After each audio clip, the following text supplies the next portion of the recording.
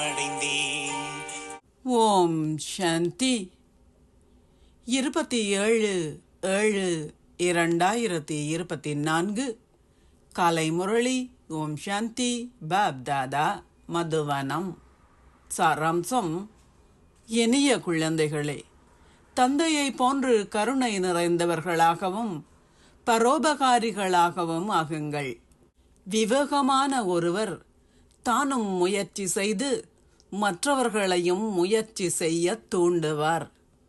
கேள்வி: நீங்கள் எவ்வாறு கற்கின்றீர்கள் என்பதன் அடிப்படையில் எதனை நீங்கள் சோதித்து பார்க்கலாம்? உங்களுடைய முயற்சி என்ன? பதில்: நீங்கள் அதி உயர்ந்த பாகத்தையா, ஒரு மத்தியமமான பாகத்தையா, அல்லது மிகவும் குறைவான பாகத்தையா நடிக்கின்றீர்கள் என்பதை நீங்கள் எவ்வாறு கற்கின்றீர்கள் என்பதன் அடிப்படையில் நீங்கள் சோதித்து பார்க்கலாம்.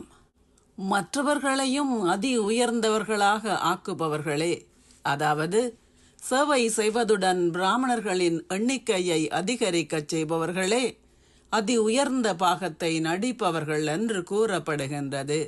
உங்களுடைய முயற்சி பழைய சப்பாத்தை கழற்றி புதியதொன்றை போடுவதேயாகும்.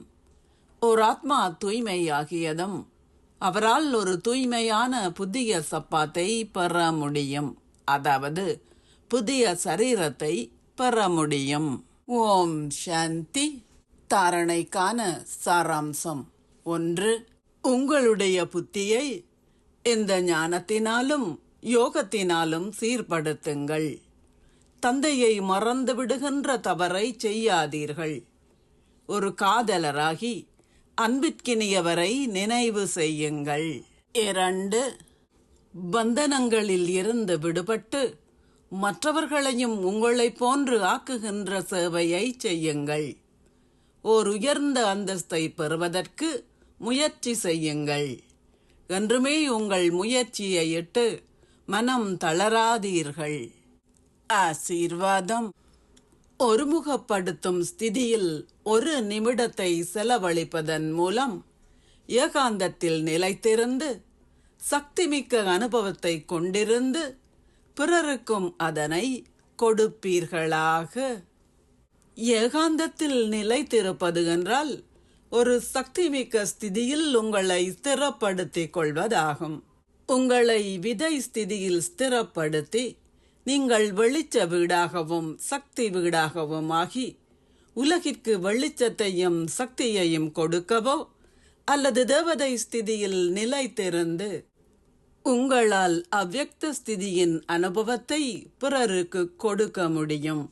எந்த ஸ்திதியில் நீங்கள் ஒரு நிமிடமோ அல்லது ஒரு வினாடியோ உங்களை ஒருமுகப்படுத்தும் போது உங்களுக்கும் பிறருக்கும் உங்களால் அதிகளவு நன்மை செய்ய முடியும். நீங்கள் இதனை பயிற்சி செய்ய வேண்டும்.